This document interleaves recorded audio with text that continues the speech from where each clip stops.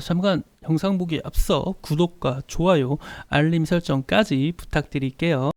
자, 여러분들 이번엔 수급에 대해서 한번 말씀을 해드리도록 하겠습니다. 여러분 그 수급이 얼마나 중요한지 아십니까?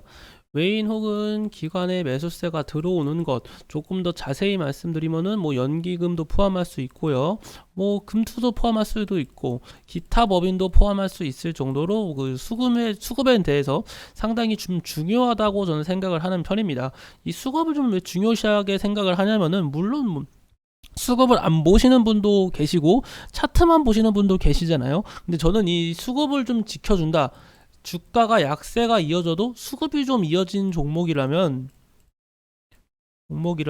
좀 하락세가 좀 제한적이다, 하락에 나오더라도 좀 제한적으로 약세가 나오더라도 좀 지지해주는 모습이 나오고 반등이 나오기가 쉽다.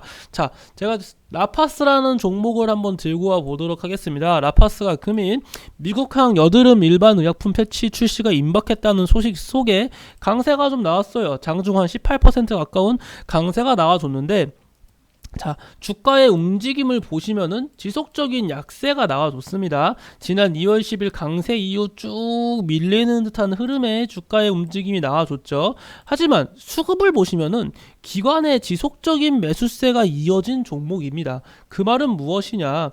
기관이 지속적으로 약세가 나오면 나오는 대로 지속적으로 물량을 늘려놨다는 거예요. 자, 이러한 모습의 차트를 그렸기 때문에 충분히 분할 매수 관점으로 들어가 본다면은 금일 큰 폭의 상승세를 먹을 수 있었던 폭이, 수익 실현할 수 있는 그 구간이 나올 수 있다는 것을 제가 말씀을 드리는 겁니다. 이와 비슷한 것 같아요. 자, 제가 M게임이라는 종목들 한번 들고 와봤습니다.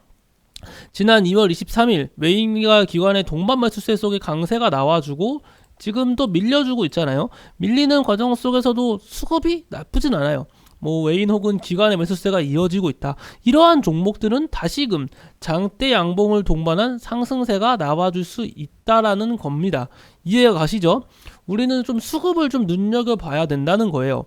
뭐 서울옥션이라는 종목, 아니면 뭐 에어부산. 자, 에어부산도 마찬가지로 긍정적인 기관의 매수세가 이어지고 있다 보니 이 구간에서 주가의 조정이 이어졌음에도 불구하고 바로 좀 강세가 나와주는 모습의 차트가 나와주고 있습니다. 좋아하는 것은 이 반드시 좀 수급을 봐야 된다. 종목을 매수하실 때 수급을 좀 많이 보는 습관을 좀 기르시길 바라겠습니다.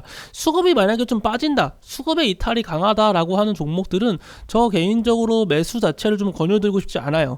왜냐면은 수급의 이탈이 없다, 그러니까 수급 자체가 좀 미비하다는 것은 보시다시피 개인 투자자가 많이 사들였다는 것을 의미하고, 개인 투자자의 특성이 뭡니까? 긍정적인 이슈가 나와주면은 정말 누구보다 빠르게 강세를 만들어줘요. 개인 투자자들은 이슈에 민감하기 때문에. 반대로 약세가 나와줄 때는 또 강하게 매도세가 나오면서 주가가 크게 약세가 나와주기 마련입니다. 그렇기 때문에 우리는 개인 투자자가 사는 거, 뭐 상승 추세인 종목에 개인 투자자가 더 사면은 좋을 수가 있겠죠. 왜냐면은 개인 투자자는 이슈에 민감하기 때문에 더 가파르게 강세가 나와줄 수 있기 때문에요. 하지만 우리는 언제나 떨어질 것 정도 하셔야 되고, 만에 하나라는 대비를 해야 하잖아요. 언제나 좀 약세 대비를 해야 되는 것이 이제 주식이고, 좀 최대한 보수적인 관점으로 여러 가지 가능성에 대한 그 가능성을 좀 생각을 해봐야 되는 것이 주식인데, 당연히 좀 전 리스크가 있다 생각합니다. 이 개인 투자자는 매도세, 약세가 나와주면은 강하게 매도하면서 주가의 하락을 키워갈 게 뻔하니까요. 무슨 느낌인지 이해하시죠? 그렇기 때문에 저는 이렇게 개인 투자자가 매수하는 것을 별로 선호하고 싶지 않습니다. 무조건 외인 혹은 기관, 이 성일 하이텍도 보시면은 이 외인 기관의 매수세가 나오니까 또 강세가 나와주잖아요. 이런 식으로 외인 혹은 기관의 매수세가 이어지는 종목, 즉 수급이 좀 뒷받쳐주는 종목이 그 우선적으로 기본 베이스에 깔려 있어야 되고, 수급을 기반으로 그 다음으로 봐야 되는 것이 차트나 재료 라고 생각합니다. 차트가 아무리 좋아도 좀 수급이 좀 별로다 싶으면은 그렇게 매수를 하고 싶지 않아요.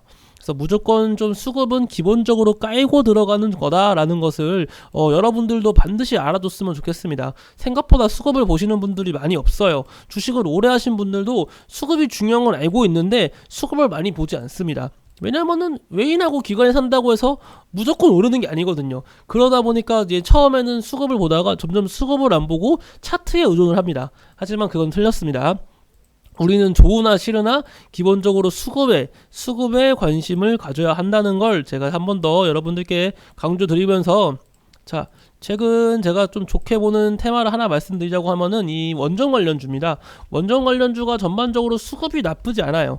긍정적인 수급이 이어지고 있는 종목들이 워낙 많아가지고 원전 관련주 한 차례 강세가 나와줄 수 있다고 저는 생각을 합니다. 그래서 여러분들도 이렇게 수급이 들어오는 테마를 좀 집중적으로 체크를 해 보신다면은 주식하시는데 조금 더 도움이 되실 거라고 생각합니다. 제가 이 로봇 관련주 강세를 제가 맞췄잖아요. 최근에 뭐 로봇 관련주 강세 나올 수 있다 이렇게 말씀을 드리는 것도 로봇 관련주 쪽으로 지속적인 좀 수급 유입이 좀 포착됐어요. 저 개인적으로 수급이 들어오는 것이 좀 보였고, 그리고 로봇 관련주에 좀 이슈가 많이 남아 있었거든요. 그렇다는 것은 로봇 관련주 이슈도 많은데 수급까지 들어온다. 그렇다는 것은 한 차례 강세가 나와줄 수 있겠구나, 그렇게 판단이 되어서 여러분들께 로봇 관련주를 자주 추천드렸었습니다. 이번에도 같아요. 수급을 보시면은 다음에 어떠한 이슈 속에 어떻게 강세가 나왔겠구나 시나리오를 짜고 주가를 예측하는데 더욱 큰 도움이 되는 만큼 여러분들도 수급에 좀 집중을 한번 해보시고 한번 대응해 보시길 바라겠습니다. 감사합니다.